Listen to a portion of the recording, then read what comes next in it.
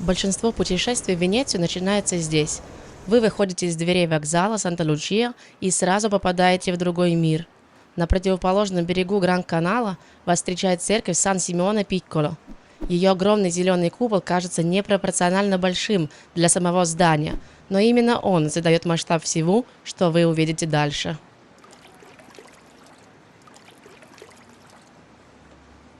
Но главное здесь не архитектура, а движение. Гранд-канал – это главная артерия, которая никогда не замирает.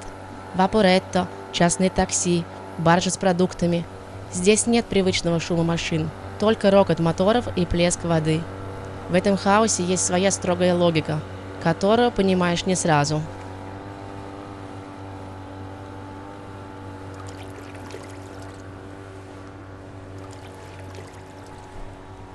Слева от вокзала высится мост Скальзи. Это один из 4 мостов, пересекающих Гранд-канал. Свое название он получил от соседней церкви босоногих монахов-кармелитов. Для туристов это первое серьезное испытание Венеции. Сотни каменных ступеней, которые нужно преодолеть с багажом в руках. Для города же это стратегическая артерия.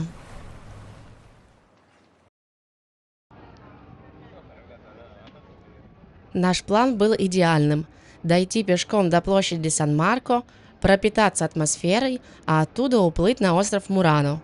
Навигатор бодро обещал, что идти всего 30 минут. Но как же он ошибался?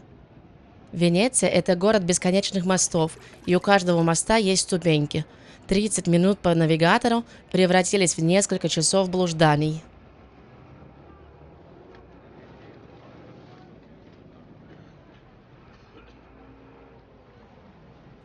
Венеция строилась не для удобства навигации, а для защиты. Это город-лабиринт, где логика бессильна. Узкие улицы могут внезапно закончиться порогом дома или обрывом в канал.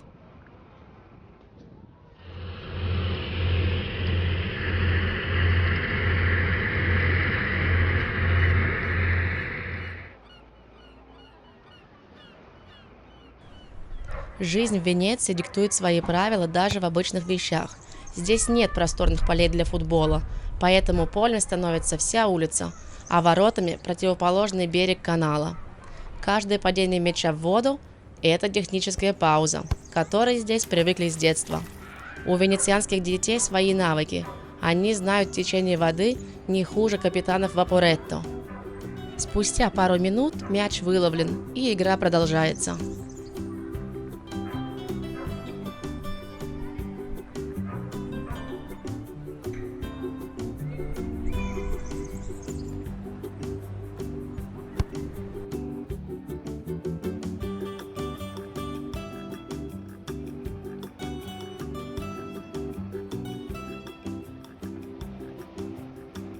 В Венеции около 400 мостов, и каждый раз, когда вы думаете, что этот последний, за поворотом показывается следующий.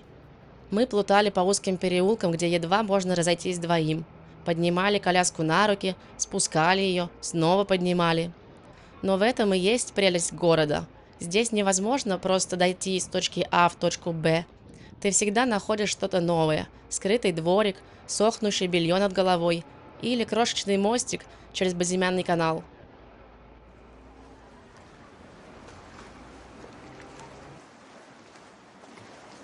Мост Риальто – самый старый и самый дорогой проект своего времени. В XVI веке на его строительство потратили гигантскую сумму – 250 тысяч дукатов. Если пересчитать это на сегодняшний день только по весу золота, мы получим почти 70 миллионов евро. Это была не просто переправа, а экономический центр республики. Вокруг моста располагался главный рынок города и первые в мире банки.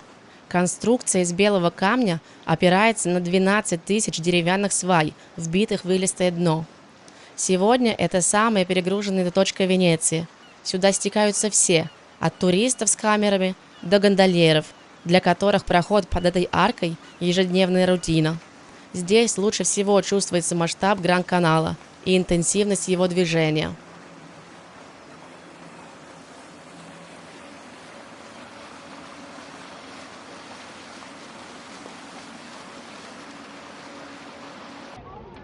Наконец, перед нами открылось пространство – Пьяцца Сан-Марко.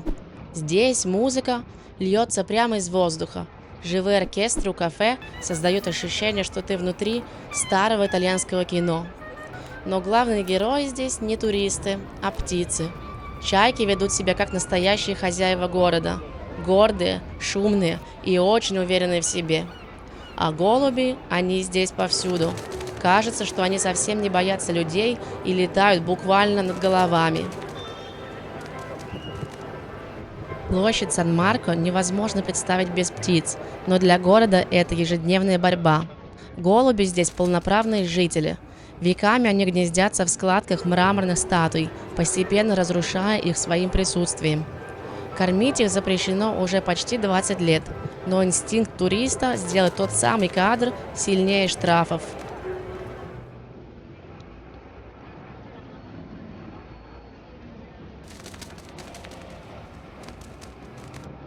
Слева от собора Сан-Марко возвышается часовая башня. На синем циферблате из лазурита и золота весь космос, каким его видели тогда, знаки зодиака и фазы Луны. А на самой вершине две бронзовые фигуры – мавры, уже 5 столетий отбивают каждый час. Один бьет чуть раньше, другой чуть позже. Эти часы были построены в конце 15 века, чтобы показать всему миру богатство и технический гений Венеции. Но главное сокровище площади – базилика Сан-Марко. Ее фасады и интерьеры украшают невероятные золотые мозаики общей площадью более 8000 квадратных метров. Сцены из Ветхого и Нового Завета мерцают в лучах света, создавая эффект божественного сияния. Именно за это собор прозвали «Золотой церковью». А прямо над центральным входом застыла знаменитая квадрига – 4 античных бронзовых коня. Это уникальный военный трофей, привезенный из Константинополя в 1204 году. Оригиналы, отлитые еще в античности, сейчас хранятся внутри музея, чтобы уберечь их от морского воздуха, а на фасаде нас встречают их точные копии. Мы вышли на набережную, оставив дворец дождей по левую руку. Мы пробежали мимо него, ничего толком не зная о его истории в тот момент, но даже мельком его фасад впечатляет своим величием.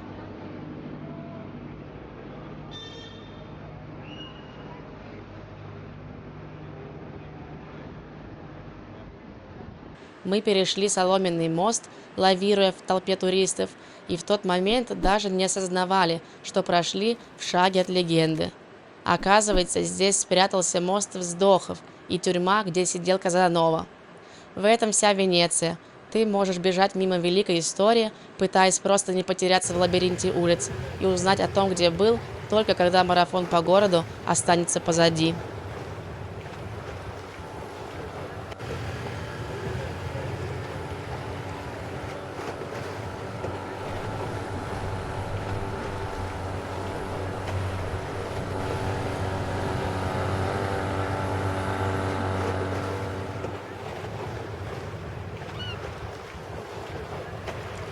Уставшие, но довольные, мы сели на катер. Маршрут от Арсенала до Мурана – это целая краткая история человеческой жизни. Мы прошли мимо госпиталя, где вместо привычного воя сирен слышен только рокот моторов в водных скорых. Это не просто больница, а архитектурный шедевр. Внутри потрясающие потолки и старинная библиотека, хотя это действующее медицинское учреждение. Затем кладбище. Под него отвели целый остров. Кстати, здесь похоронен Иосиф Бродский.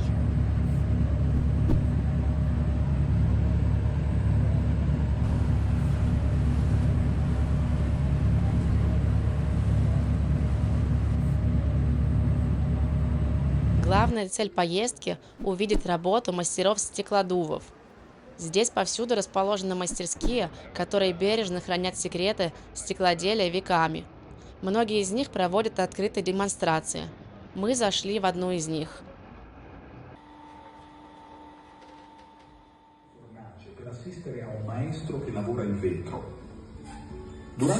Мастер создаст 2 изделия, используя основные техники – выдувание и ручную лепку.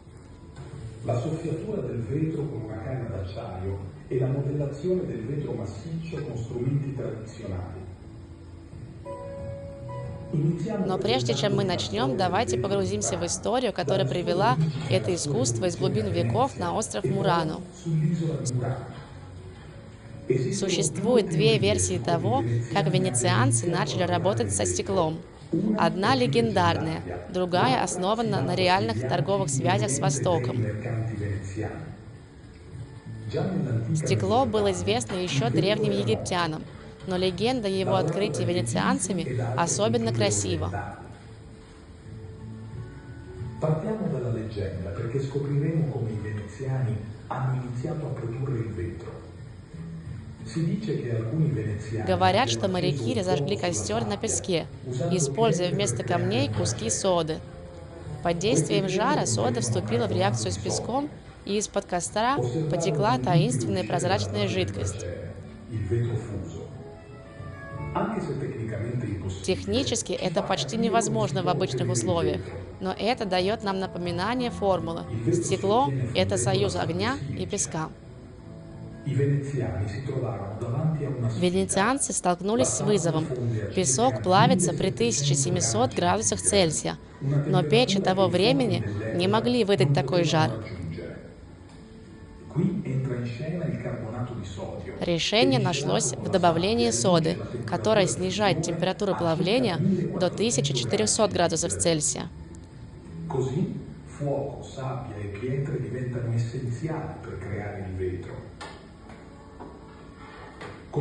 С годами рецепт усложнялся. Карбонат кальция добавили для прочности, а оксиды металлов – для цвета.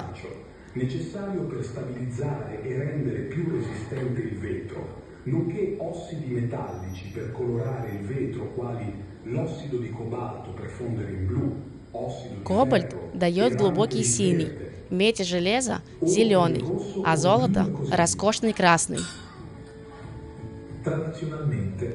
Традиционно стекло плавят ночью. Печь разогревается до 1450 градусов Цельсия, а рабочая температура составляет около 1100 градусов Цельсия. Смесь должна созреть в печи за 12 часов.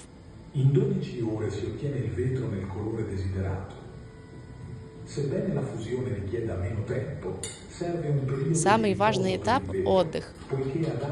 Расплавленное стекло ведет себя как кипящая вода. В нем много пузырьков воздуха. Нужно время, чтобы они поднялись на поверхность, которую мастер очищает перед началом работы. Природа тоже умеет создавать стекло. В 1946 году, после первого ядерного взрыва в пустыне Нью-Мексико, песок превратился в тринитид.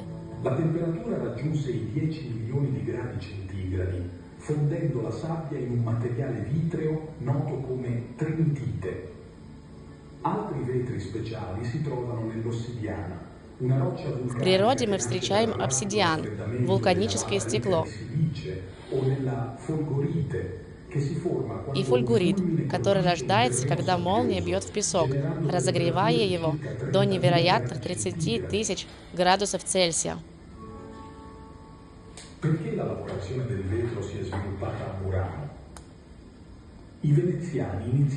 Венецианцы учились у византийцев с VII века, но к XIII веку мастерство достигло такого размаха, что стало опасным.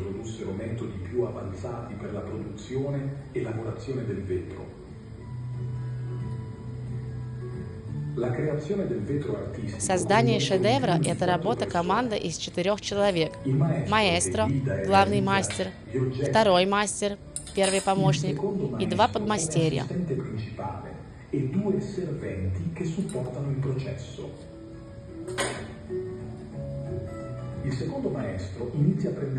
Помощник подготавливает массу и цвет, после чего передает ее маэстро.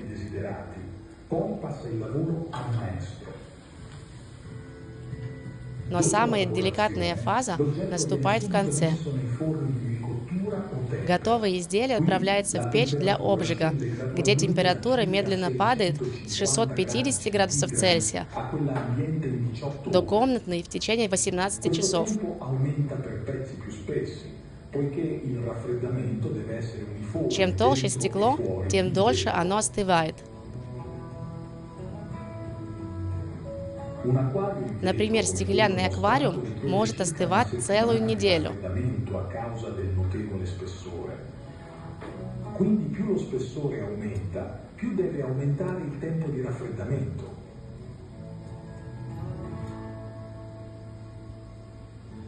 Un errore nel processo di Охлаждение – raffreddamento это момент determinato dalla истины, velocità где di решается discesa судьба del искусства. tempo impiegato potrebbe rompere il pezzo.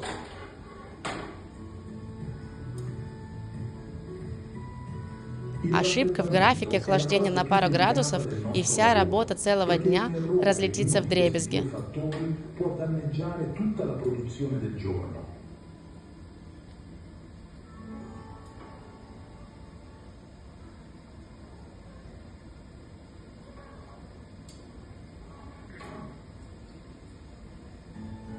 Nel 1291 il В Consiglio 1291 году Maggiore, власти l'organo Венеции legislativo издали della указ Repubblica di Venezia, перенести все emise печи un на decreto отдельный con il остров. quale si ordinava di spostare tutte le fornaci in un'isola diversa da Venezia.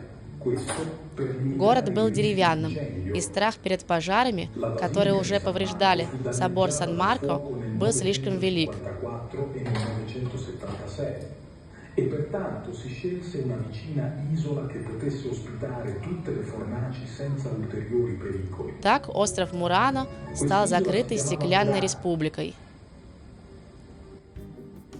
Il vetro di Murano Можно ли посетить Венецию за один день? Мой ответ – нет. За один день можно успеть поставить галочку в списке, сфотографироваться на фоне Сан-Марко и пробежать мимо величайших сокровищ истории, даже не заметив их в суете. Но почувствовать этот город, услышать его тишину вдали от туристических троп и понять ту сложность, с которой он борется за жизнь каждый день, на это одного дня мало. Если вам было интересно пройти этот путь вместе с нами, подписывайтесь на канал. Здесь я рассказываю правду об Италии, о ее традициях и о том, как мы строим здесь свою жизнь.